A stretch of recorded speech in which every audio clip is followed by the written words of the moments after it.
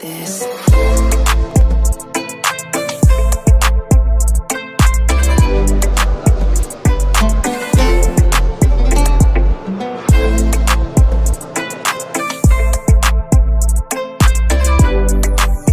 Purchase your tracks today.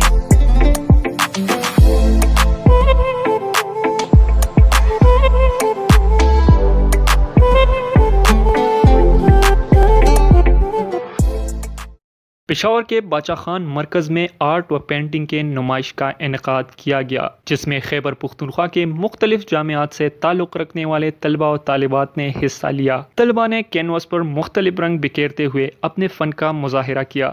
ہنرمند طلباء نے اپنے فن کے ذریعے تاریخ و ثقافت کی عکاسی کی۔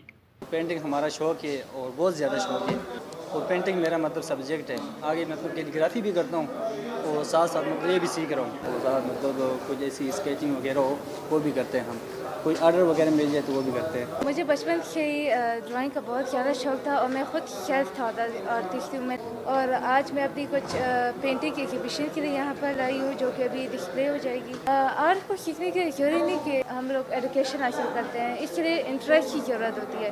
جس بندے کو انٹرسٹ نہ وہ کبھی بھی یہ نہیں سیکھ سکتا۔ برش اور پینسل کی مدد سے تیار کیے گئے خوبصورت پنپارے باچا خان مرکز میں نمائش کے لیے پیش کیے گئے۔